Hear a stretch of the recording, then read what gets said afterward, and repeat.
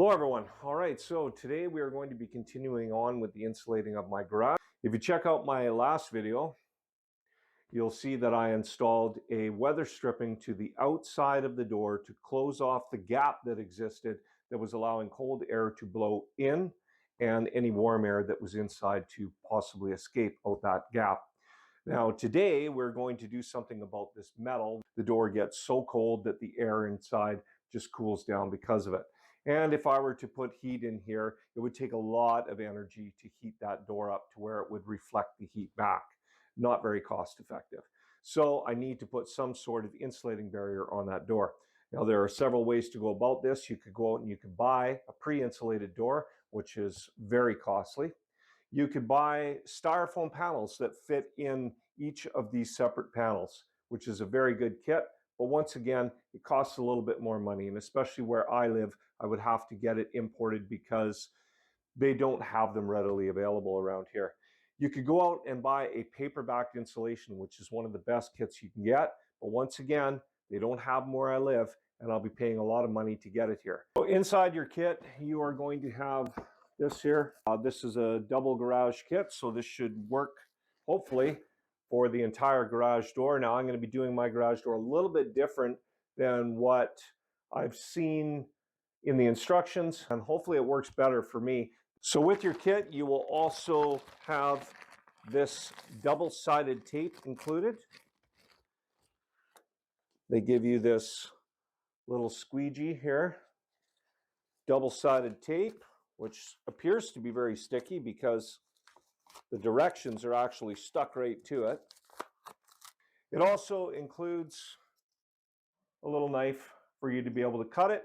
Now they recommend, from what I've seen, other people that have installed this, to have a 1/4 inch gap behind this stuff for it to be effective. So basically, you would need to put something on your garage door to give you that 1/4 inch gap. Now, I'm going to run my entire length, 16 feet, right over top of all of this, and I'm going to put my double-sided tape right here.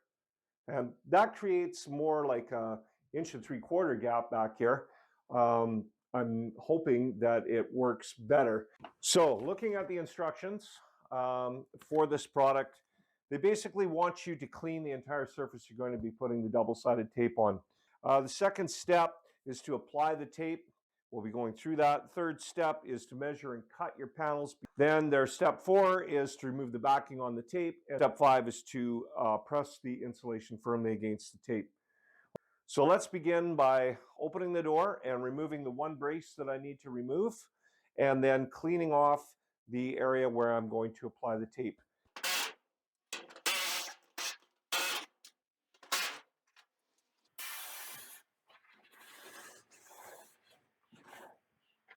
All right, so now that I've got my brace removed and I've cleaned both the top and bottom section of where my tape is going to be applied, we will go ahead and apply the tape.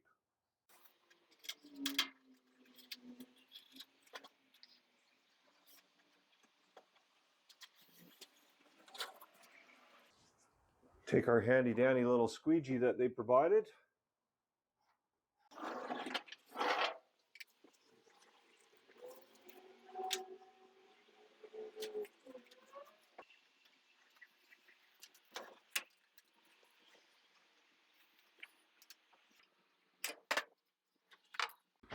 Okay, so in the directions, it states that after peeling off the other side of the tape, let the tape tack up for at least an hour. If temperatures are less than 70 degrees, wait 24 hours. I don't really have an option for that amount of time, so we're just going to have to go with it, and hopefully that tape has enough tacking ability when it's this cold out to actually adhere to the product. Now, I don't think it's going to be an issue. If anything, it may have been an issue with it adhering to the actual metal. I'm finding that it is sticking to the metal very well. All right, so with the tape installed, it's time to install the actual insulating barrier. And it looks like, now that I've removed the tape, that they have pre-cut each one of these 16-foot long sections. You can also see that I went along here in these center sections and applied a small piece of tape. I don't want this stuff to be kind of bubbling out in this area. I want it to stick to the braces for the door so that it fits nice and tight on the door. All right, so this panel here is actually only 21 1/4 inches, I believe. Let's just double check that. But I believe it's only 21 1/4. And yes, 21 1/4. Where the actual width of the product is 24. So we're going to trim it, but we're going to trim it off after. Now, before we get carried away and just remove all of this tape, which can cause issues when you're putting it up, just in case you get it stuck in a spot that you don't want it, I'm just going to remove 4-foot sections at a time.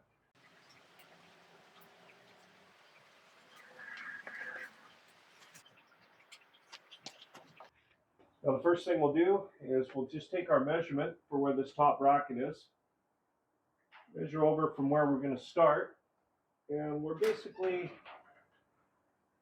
2 1/4. And then we'll come down from the top, roughly 1 1/2. Put a little line right there. And we'll measure down 1 1/2. Now we'll just take our scissors and just cut a line so that we can fold that down like that.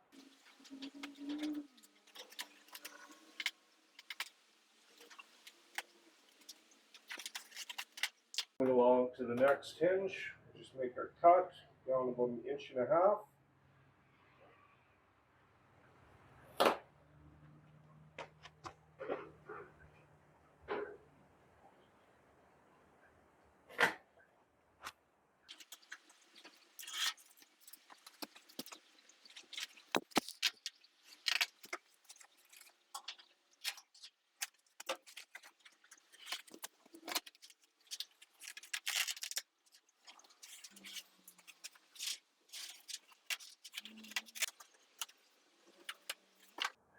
Now that I've trimmed up this corner to allow myself to get around that hinge and trim down here, I peeled the last piece of tape off. Simply push it over and stick on.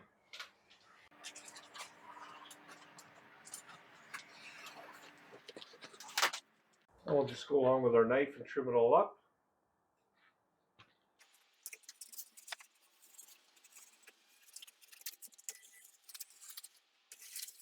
See how that looks after it's been trimmed. That looks pretty good.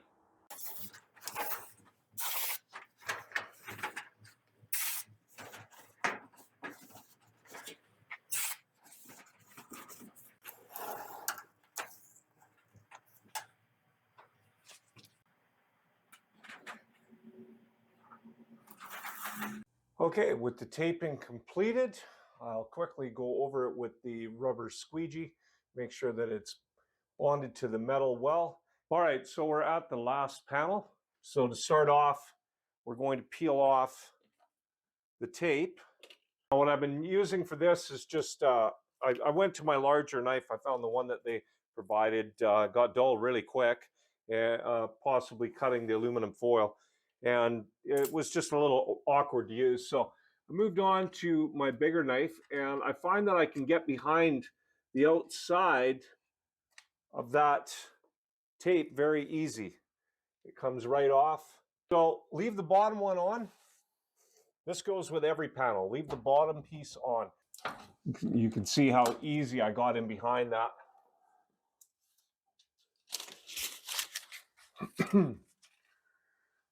Okay, we're going to remove this entire top one all together.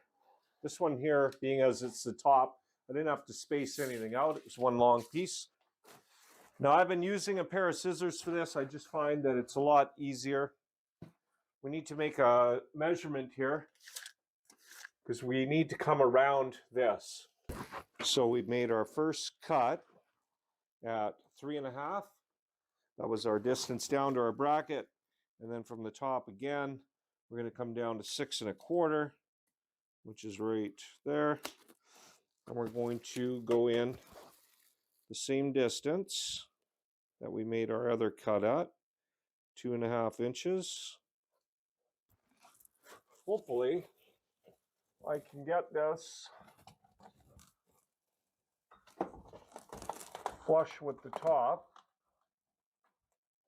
without having to get a ladder. Feels pretty good. You can just kind of put your hand up at the top and feel where you're at. It's not going to matter if you're a little bit higher.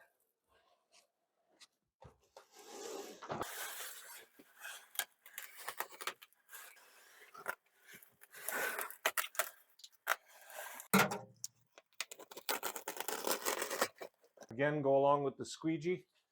The felt side.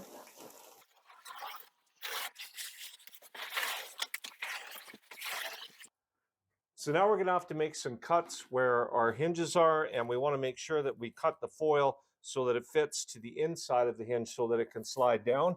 You can look underneath and you can see where it is. Cut it up so that it's just slightly above. Take off about 2 inches, and you can now take this portion and stuff it in behind your hinge. And then push the other part around to the outside. Go along and do that to all three. Final one.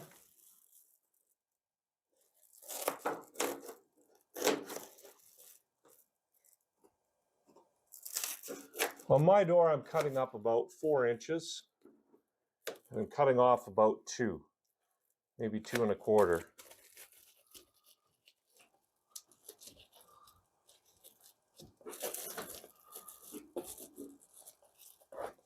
And nice and tidy.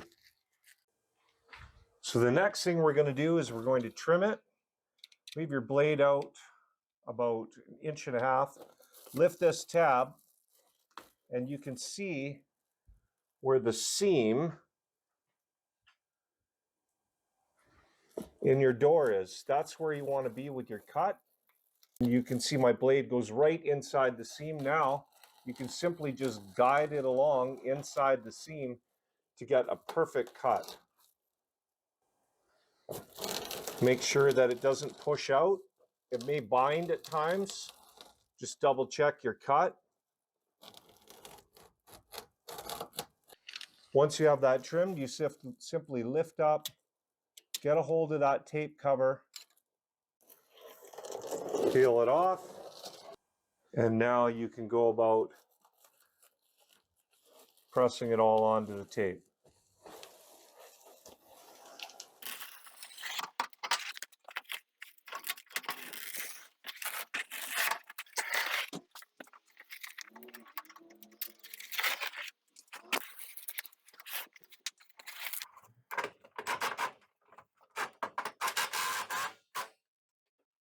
Let's see how it works.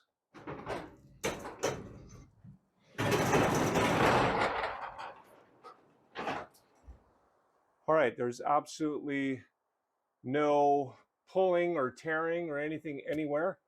The doors looks good. Even when the door's up in its top position, everything is nice and closed up tight.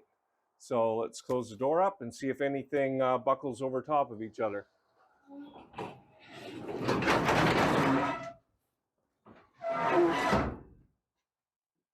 Everything looks great.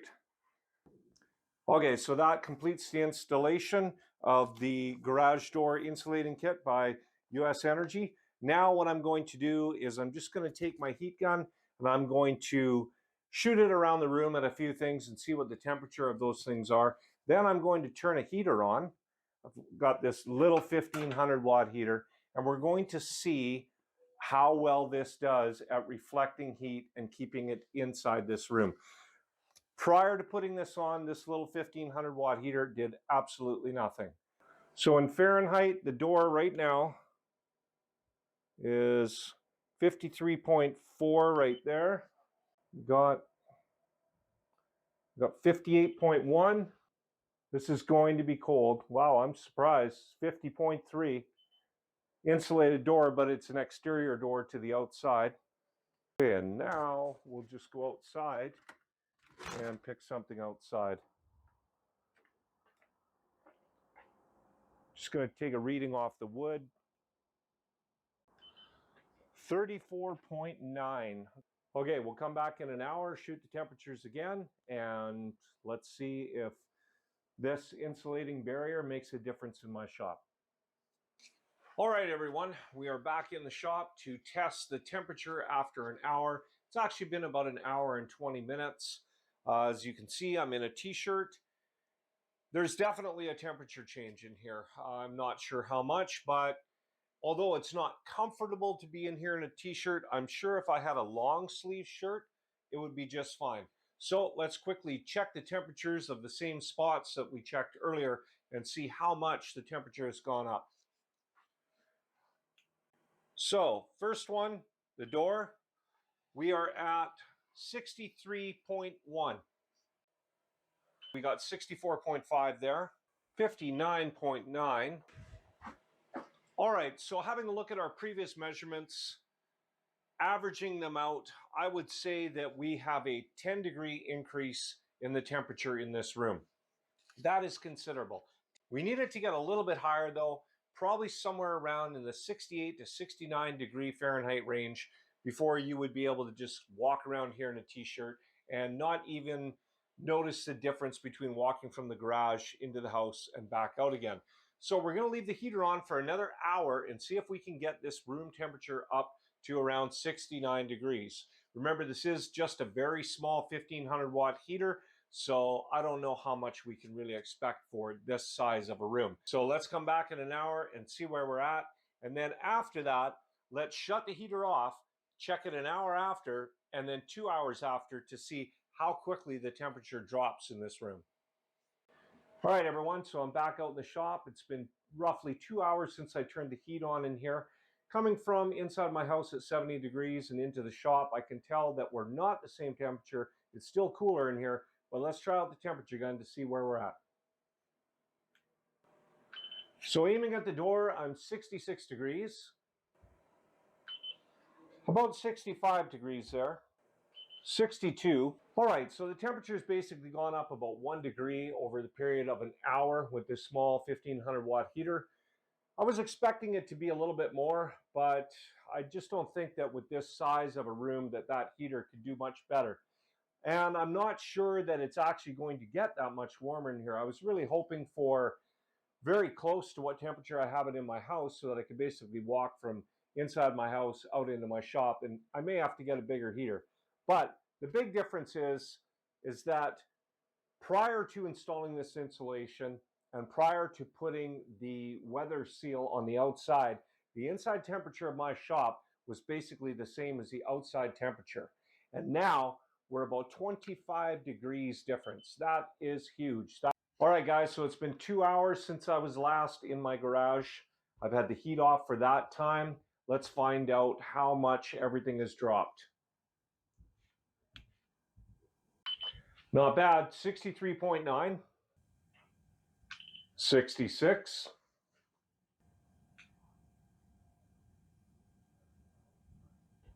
57.5. All right, so it looks like the temperature has dropped about 1 or 2 degrees overall in the room after a period of 2 hours. That is pretty darn good considering it took 2 hours to increase the temperature in the room by about 10 to 12 degrees. I'm only losing about a degree or two per hour. All right, everyone, that's going to complete this video on the installation of an insulating barrier on your garage door. Hopefully this has helped you in deciding whether or not you would like to insulate your door with this product or maybe another. If this is the first time to my channel, thank you for coming. Please share with your friends, subscribe, leave some comments, and I'll catch you all next video.